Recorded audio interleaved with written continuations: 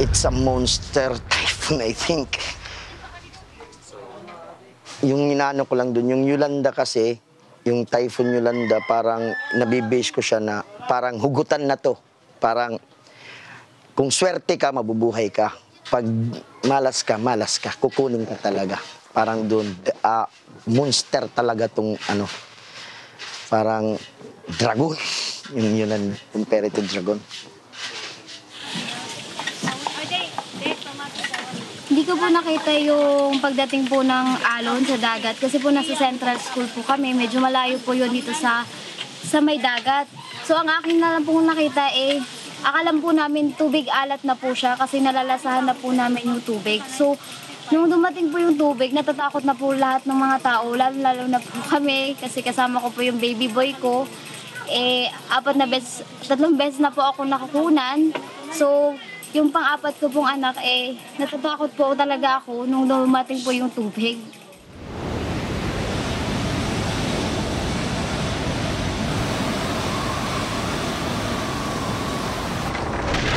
Sabi ko sa mga kasama ko, tubig na, tubig! Tapos ayaw pa nilang buksan yung pintuan kasi pag lumabas daw kami, nagliliparan daw yung mga SIM, baka daw matamaan kami. Sabi ko, hindi, dapat lumabas tayo kasi pag tumas yung tubig, may mga bata tayo. At ako, hindi rin ako marunong lumangoy. Paano na tayo, mamamatay tayo dito. So, hanggang dito na yung tubig, iiyak na talaga ako na. The Typhoon Haiyan, Yolanda, was quite unique in the sense that, we have grown in the Philippines dealing with typhoons, but when I saw for myself, the effect, the day it hit, I was watching television, I could not believe. I thought I had seen already all the typhoons that could be seen, but said, wow, we are entering a new phase where our daily existence, especially of the vulnerable along the coastal areas, could not be presumed anymore. Hindi ko na po nakita yung bahay namin. Kasi po nung pumunta po kami sa dati namin lugar, tubig na po siya. Wala na pong bahay na nakatayo. As in, naging lawa na po yung tinitirikan ng bahay. So nalungkot po kami kasi ngayon po, yung tinitirahan po namin, tela, mainit, yung sahig po, plastic, madali pong hatyatin ng mga insekto, lalo po ng mga daga, madali pong mapasok ng tubig. So ang init-init po sa loob. Kumbaga po, kung sa tinapay po, para po kami nasa pugon, kung papasok po doon sa loob. Hindi po namin kaya kung manatili ng 1 oras o ilang segundo po sa loob kasi para po kaming iniihaw. Parang wala po kami idea nun kung paano po kami hihingin tulong. Développement et Paix, Caritas Canada, répond immédiatement et les Canadiennes et les Canadiens donnent généreusement pour venir en aide aux personnes sinistrées. Fort de ses 20 ans d'expérience aux Philippines, Développement et Paix fait appel à des partenaires comme Urban Poor Associates et l'Association de théâtre éducatif des Philippines pour aller au-delà de la seule réponse humanitaire et redonner du pouvoir à celles et ceux qui n'en ont pas. L'histoire inspirante de 550 familles qui construisent leur communauté et transforment leur vie avec le soutien de Développement et Paix.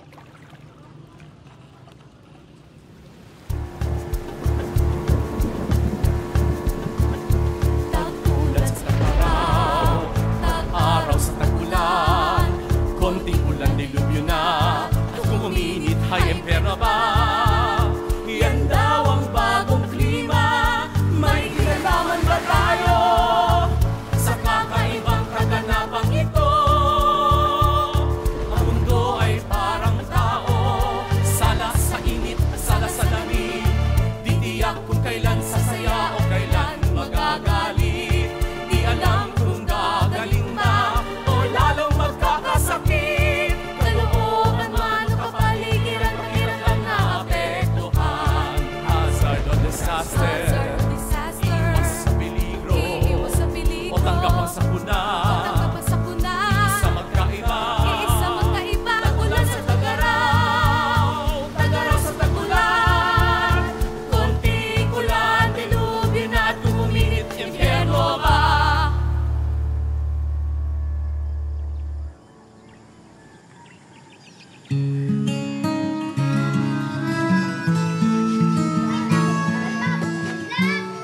Jolie Torella est un organisateur communautaire d'Urban Poor Associates.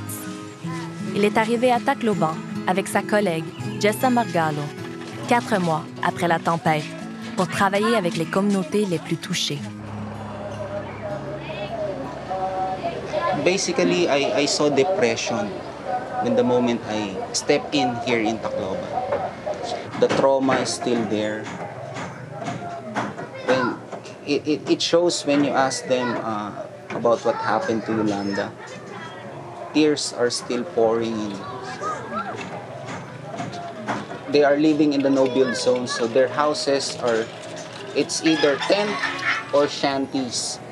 Shanties means that they got their housing materials from salvage materials. So they got it on the streets. So their living condition is very poor. The typhoon doesn't only destroy properties like houses, livelihood. It also destroys the structure in the community. So community organizing hopes to bring it back, so the structure in the community.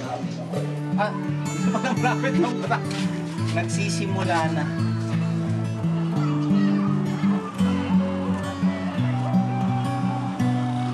We want to differentiate this between community organizing and community participation, because both governments and many humanitarian organizations, they keep on saying, okay, let's consult with the people. Let's bring the people together, and that's already called community participation. But in our case, the people are actually not only being organized, but are actually in charge of relief distribution, in charge of engaging the local government where the relief goods should be distributed, in charge of engaging the government where the reallocation should be conducted. These are moments of very human growth, very humane responses. But we have to be vigilant all the time. That's why local communities must be formed, and they should get out of that mindset that we are here just to receive. They should also be given a fair share in the management of the efforts to rebuild their lives. They must be consulted. The models of development and the rebirth must be according to their culture, to their dreams, etc. And they should help monitor the efforts in their ground.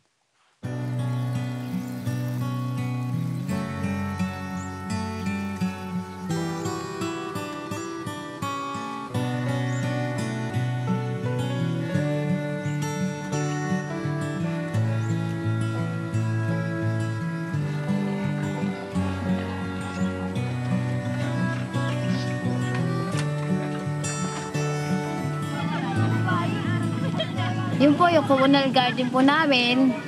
Kasi nung time na yun, March po yata kami nag-start nun eh. Hirap-hirap po kami sa pagkain kasi yung relief goods nun eh medyo papahinto na po siya. So nagplano po yung women's at kasama po yung UPA na bakit hindi tayo magtayo ng garden pang samantala. Parang kasi kung magtatayo ng garden, mayroon tayo makakuha ng pagkain. Naisip din namin, oo nga, bakit hindi? So nag-start po yung communal garden. Naggabas, tapos nakipag-mobilization po kami sa DA, makakuha kami ng libreng seeds. Yun po, parang masaya po nang tumutubo na po yung mga halaman po namin, nakakalibre po kami ng gastos.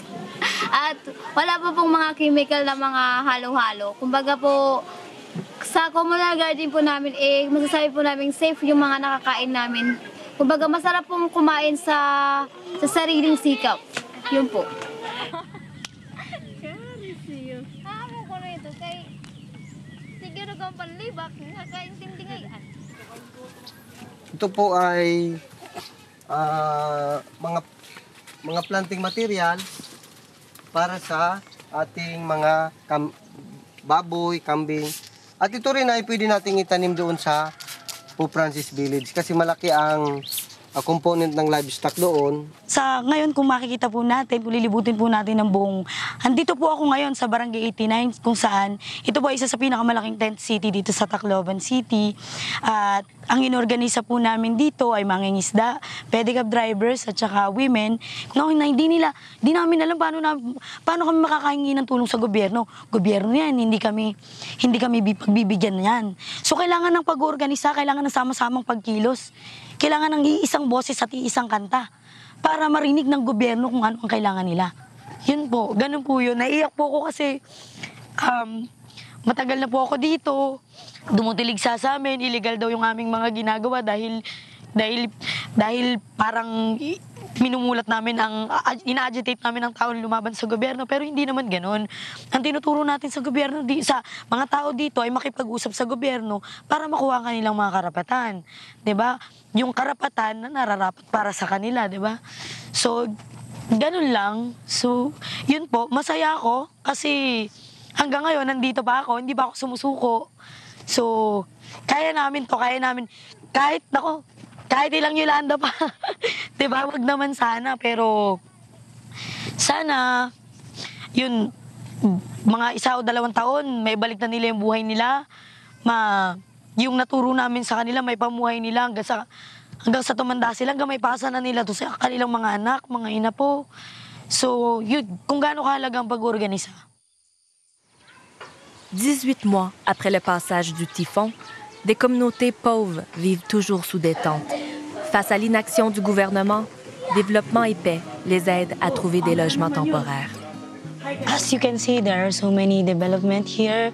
The people in tents are already transferred into a good house like this. So many partners join together to build at least transitory communities in where they can live happily, and so it gives them dignity. Actually, unlike in tents. Ayaw nga sa'yo eh. Nabi ka na ni Alin, dahil maitim ka na raw. Ano talaga kulay ng mga? Ayaw nga sa'yo eh, kasi banyo. May communal CR naman kami, pero parang hindi na kami lumalabas sa gabi sa pag-iihi.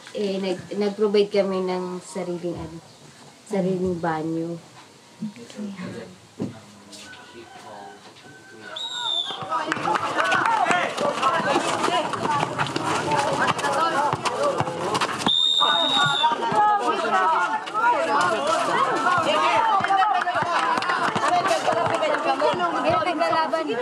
Baligid. Circle of nine. Okay na. Pila na, pila rito, pila roon, pila na noon hanggang ngayon. Pila ba'y walang katapusan, pangangailang ay walang hangganan, hanggang kailan mapupunuan ating kakulangan. Ito na naman ang pila ng pasaklolot, pagbibigay ng tulong ng pag-ingit pagtanggap. Pag-ingit pagtanggap, puro na lang ako pakabig. Tama bang puro na lang tanggap? Tanggap ka ng tanggap, tanggap ka ng tanggap. Ibigay ba ang sarili? Kung wala na itong silbi, sana mahanap ang lakas. Sa pila na, pila rito, pila roon, pila na noon hanggang ngayon. Pila ba'y walang katapusan, pangangailang ay walang hangganan, hanggang kailan mapupunuan ating kakulangan. Pila na! One after another discussion with the government, they did not really produce any result, that they cannot provide the land, and the land that is available is so far from their livelihood.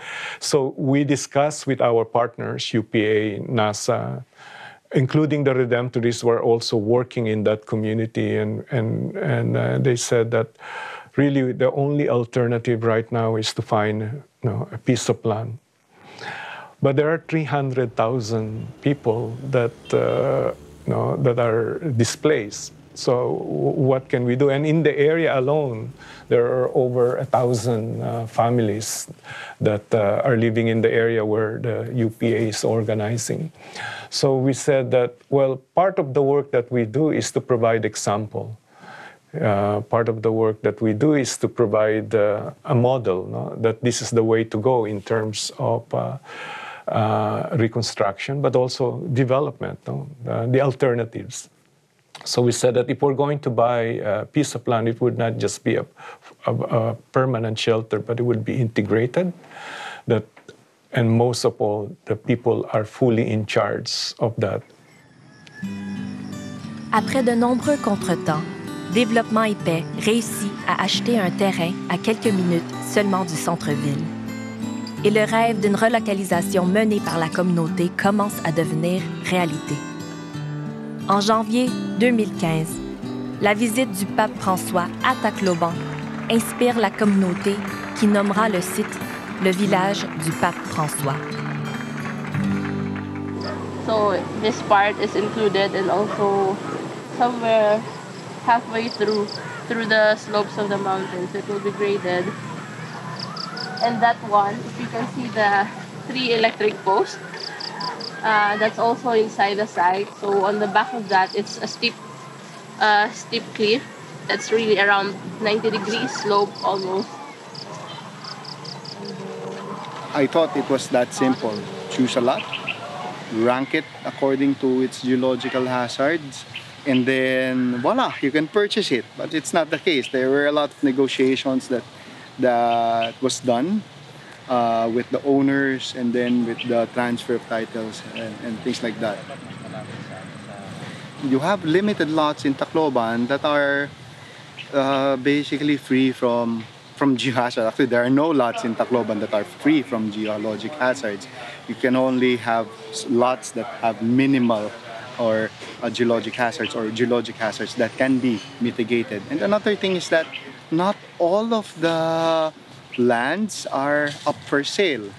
And that's another factor. And one factor is that some lots are being sold at a higher price, and a price that is beyond the budget of the funders. It's really challenging. It's like, oh, how are we going to build houses considering this kind of terrain? How are we going to make a safer community on this land? But I accepted the challenge because it's also a good thing for me to go out of the comfort zone.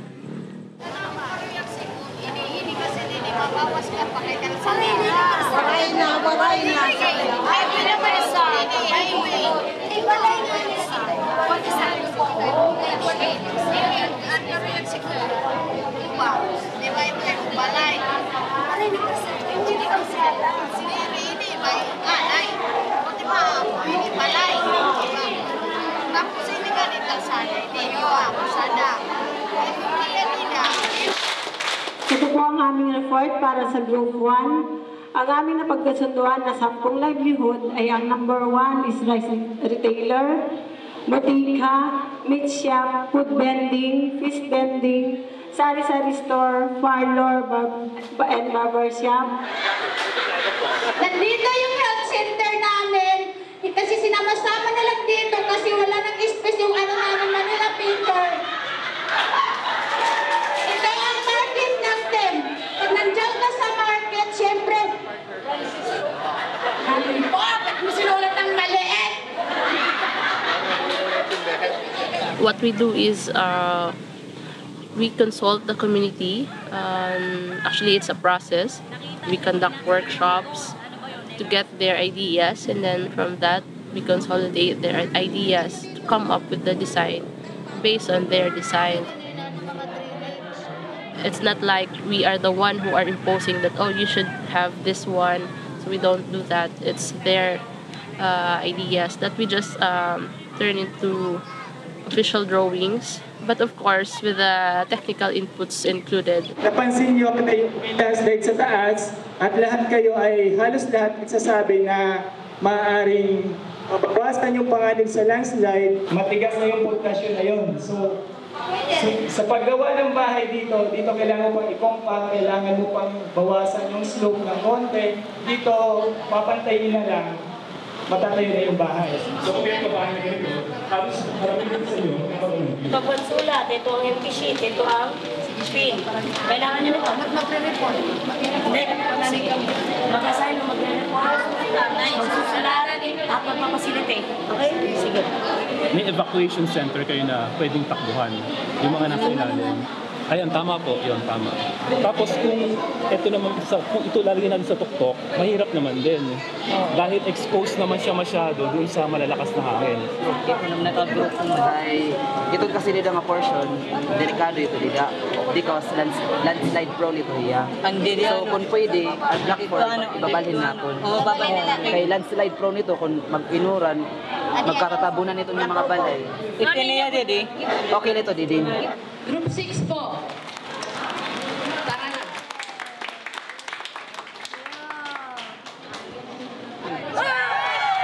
Group number 2. Group number 3. Group number 4. Will you be sad to leave? May part na pero yung konting part na lang kasi, pero mas yung saya kasi may pupuntahan na kami, mas magandang bahay, para rin naman yun sa mga kinabukasan ng mga anak namin. Mas magiging masaya sila doon. At last, magkakabahay na ako. Yung dream house ko pa, kung ano yung gusto kong bahay, yun pa yung titirhan ko doon. Tinatanong kami kung ano yung mga dream house namin. So, everything's fair. Sinabi nila sa amin na yun, dapat pagdating doon, iba na. Kasi gagawin tayong model doon, as a model community doon. Iba na dapat, hindi na, yung mga dito, yung mga away-away, dapat iwanan na, wala na, iwasan na yan. Dapat magkaisa na lang, magtulungan. Yung ibang NGO nagsalita, hanggang salita lang, wala namang gawa. Parang puro lang sila pangako. Kaya nung pumasok nga yung urban poor, tinignan muna namin, baka na naman to, puro pangako din naman to. Pero nung nasubukan namin, nung sinabi nilang may proyekto kaming ganito, sabi, sige, pwede mag-project kayong ganyan. Nung nakita namin talagang pinursyo talaga nilang gawin yun, parang totoo to. Tapos nung hiningi nila yung tulong namin, talagang napatunayan namin na pagkakatiwalaan to kaysa dun sa ibang NGO.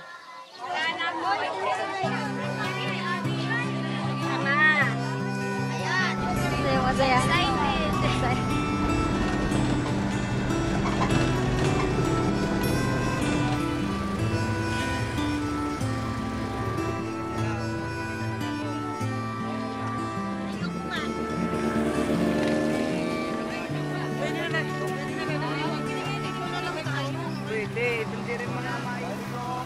Along with Helen, my fellow geologists, we'd always ask ourselves, do you want to live in this place?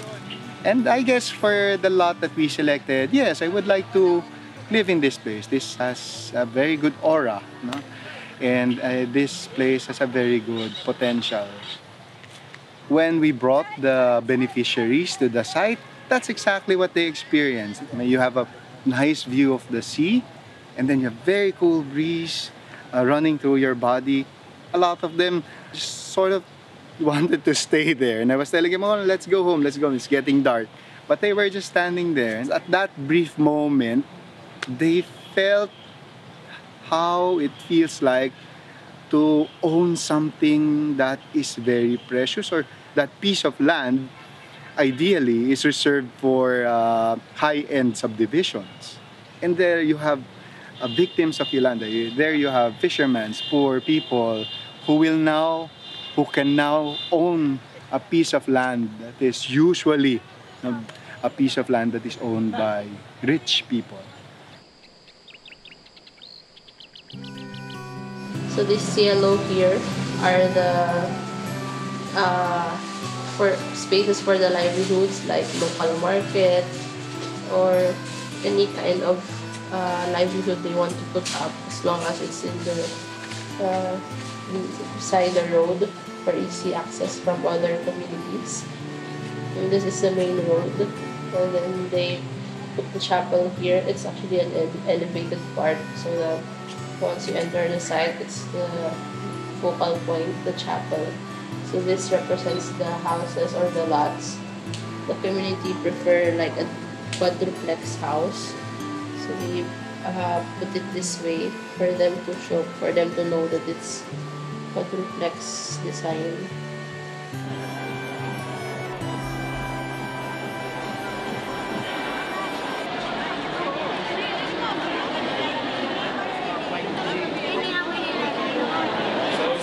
Which is ngayon yung PFB na, yung Francisco. Yung pag-select kasi ng beneficiaries, kailangan active ka sa OWA. Kailangan may savings ka. Kailangan marunong ka mag-garden. Kailangan nandun ka, kasama ka sa livestock, rice enterprise. Yun ang ng proseso ng pagpili ng mga beneficiaries. Pero meron din doon sa Urban Development Housing Act na kailangan puris of the poor ka, Pilipino ka, wala kang may-aring lupa kahit saan dito sa Pilipinas, kailangan wala ka. En août 2015, Développement et Paix et ses partenaires organisent une cérémonie d'inauguration des travaux du village du pape François, qui inclut également une extension à l'école primaire.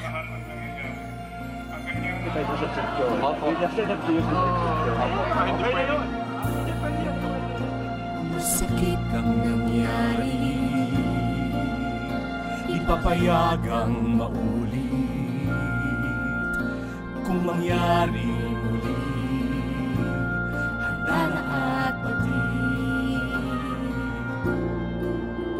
Iipawan ang anumang lumbay, harapin ang buhay ng kapit kamay. Pananampalataya ang gagabay, pag-asa at pag-ibig ang kaakay. Bigyang halaga ang buhay, tiyaking ligtas kabuhayan at kalusugan. Ilangin ng likas na yaman, magpano't maghanda. Alamin ang batas, pairalin at sundin. Panganib maiwasan, padayon sa paghahanda. Bawat unos humuhupa, padayon ang pag-asa.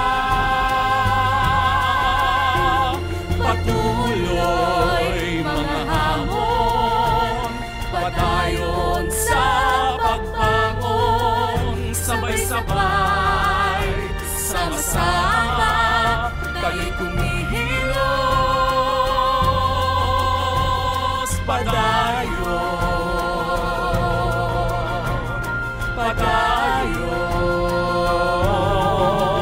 kwentong bayan ng pagkakaisa, ng pagbangon, ng pag-ibig. At ang kwento nila'y tulad ng sa akin, nagsimula na sa pagbangon ay kwentong bayan.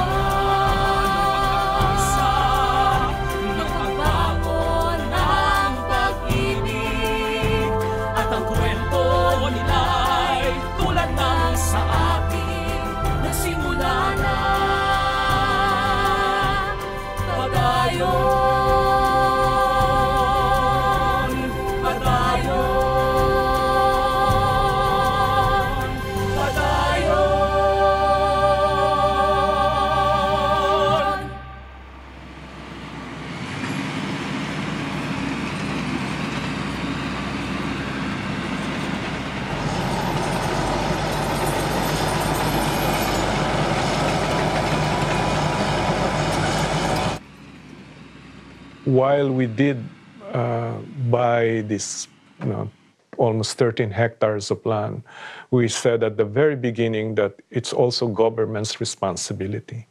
So we the people have been also trying to engage the government to make a contribution. And luckily, we realized at the beginning when we were starting to plan the new community, the new village, we found out that the terrain is not friendly. There were many slopes, and that would cost us another millions of dollars to do just the land grading and land development, the cut and fill. So we're able to, it took some time for the government to respond. That's why there was a big delay, almost 6 months delay for the president even to sign that 2-page document for the release of funds. Because what we're trying to do is not just to build back better, but also for people to bounce back better, because there will be another disaster because of the climate change that's happening.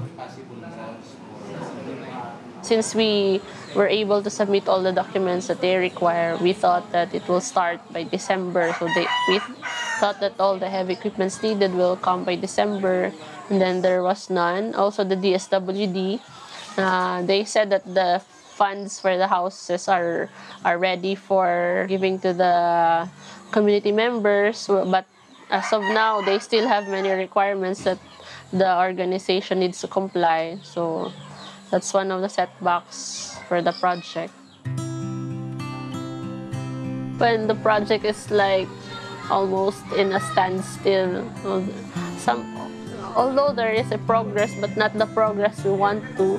So we were questioning, is this going to continue? Even the community are asking us, architect, when will our houses be constructed? And we are also like, we don't also have the answer because we are waiting for the land to be developed, and we don't know when will that be because of the late support of the government.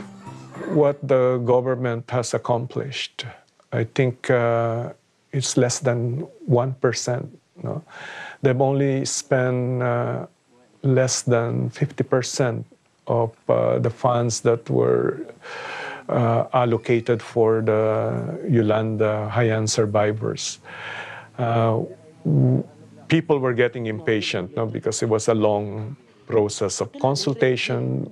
There was a temptation even at the beginning to say, well, why don't we just hire a contractor? And then they will come in, build the houses. But as we saw, as we witnessed in many of these housing that the government and the humanitarian organizations have constructed, people are abandoning them. There is also the sense of people are now confident. The amazing thing that I saw is not to see the new school, the new houses, but the confidence of the people, the self-esteem, the community that was created. I was really touched in one of the discussions, in one of the sessions we had with the people. They're still mourning with the loss of their husband, their friends. And they said that we lost many friends, we lost our husbands, but we found new friends in this community.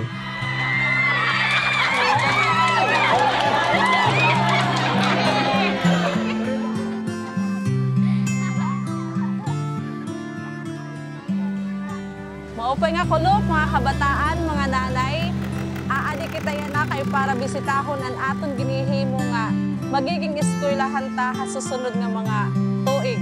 Excited na ba kamo makita kung nahain ginihimo taton bago yan ang eskwelahan? Tara.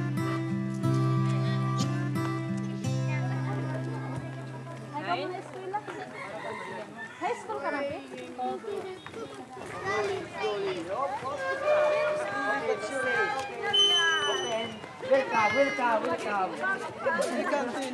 Mga bata, nakikita nyo ba sila? Sila yung gumagawa ng ng bagong paaralan natin. Sinisigurado nila na matibay yung gagawing paaralan para kung dyan na tayo mag-aaral, kahit may bagyo pa or earthquake, talagang kakayanin niya kasi sigurado yan kasi standard yung pagkagawa ng paaralan natin.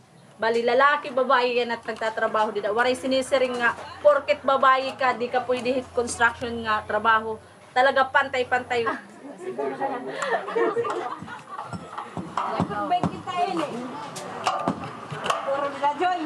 Gusto ko talagang maging part ng ano. Actually, hindi naman talaga ako beneficiary ng pabahay. Yung nanay lang ng asawa ko talaga yung beneficiary. Kahit hindi ako beneficiary, masaya ako na naging part ako sa paggawa ng dito. Actually noon, wala akong balak na mag-construction. Pero ngayon na nararanasan ko dito, masaya pala kahit mahirap kasi nag-i-enjoy ka sa trabaho mo, marami kang natututunan. Dito talaga ang gusto ko kasi minsan sa bahay nga akong gumagawa. Siguro namin na hindi ito substandard na paggawa. Dahil kami talaga ang gumagawa. Talagang mahirap na trabaho pero kahit mga babae kami pinapakita namin sa mga kalalakihan na kaya namin. Kung ano yung kaya nila, kaya rin namin gawin. What a man got to do, a woman got to do.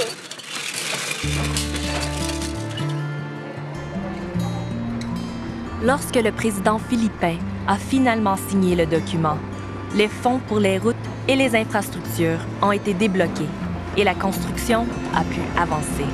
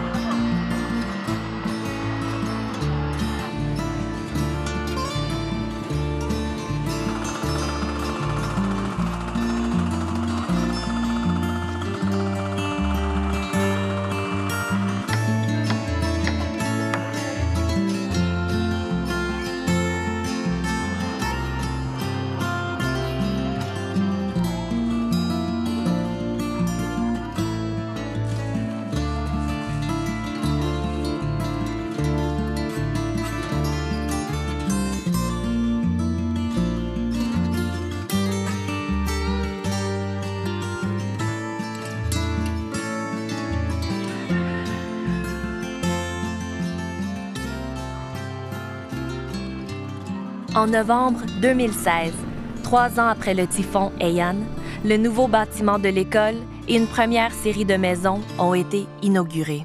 On behalf of Scandinavian Elementary School, I humbly accept this donation. School building, the Pope Francis Learning Center with pride and honor. We are going to ensure the safety and the maintenance of the school building, and of course, ensure the security of the school learners who will be most benefited of this project. Thank you very, very much. Okay, you ready? 1, 2, 3. Alright, so our Pope Francis Learning Center. Our inaugural budget.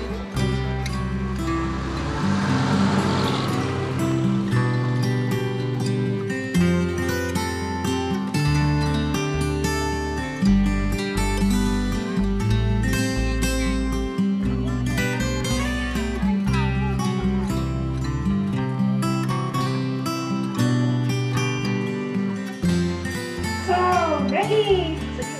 1, 2, 3. Okay, so our first batch of model houses have been finally inaugurated. Marami pong salamat. In you, every dwelling grows into holy temple. Grant that those who live in these houses may be built up together into the dwelling places of God and the Holy Spirit, we pray.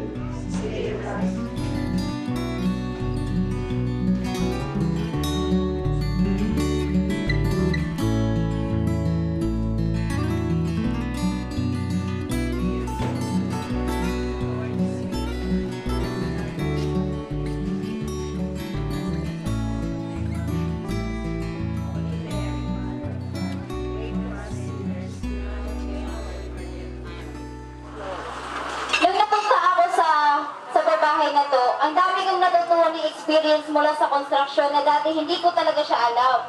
So para kaming, mula sa community leader, para kami naging mga architect, naging engineer, para sa mula sa mga grade school, na-feel namin mga college level na kami. At para kami may tinapos na board exam. Ang ganda ng parang na, diba? Dahil sa organizing ng urban poor, nakamit namin po yung sinasabing resilient houses na kung saan kabilang po kami community sa lugar na ito. Sa urban poor po, maraming salamat po sa inyo. Sa mga founder po, maraming salamat po sa walang sawang suporta sa babae nito at sana po, hindi po talaga kami magsawang suportahan kami, bandang huli kami rin po susuporta sa inyo. Salamat na riyan na manonoha. Yan na. Ikahanap ko lang sa iyo ang sunod naman. Ang pinakabayani sa lahat ng mga ginagawa natin ito ay hindi yung mga nagpondo, hindi yung mga tumulong, kundi yung mga tao na patuloy na lumalaban at gumagawa para sa kanilang ikabubuti, no? Hindi tayo yung bida dito, kundi ang bida dito ay yung mga community na nagtutulungan, no? Na buuin ang kanilang mga pangarap buhay, no? Ang kanilang pinapangarap na buhay. Sabi nga nila, dream house daw nila to, dream community daw nila to. So, sila ang bida dito, no? Kung hindi ako nagkakamali, 6 units of houses. Tapos na ho yan, pwede na hong tulugan, pwede nang tirhan. Yan. Kaya ho blines muna ng mga ng pare tsaka ng mga community kasi importante na kasama yung community sa blessing eh. So hindi lamang pare yung nag-bless nito kundi yung mga future owners nitong mga bahay na ito nakidalo para i-bless ang kanilang future ng mga bahay.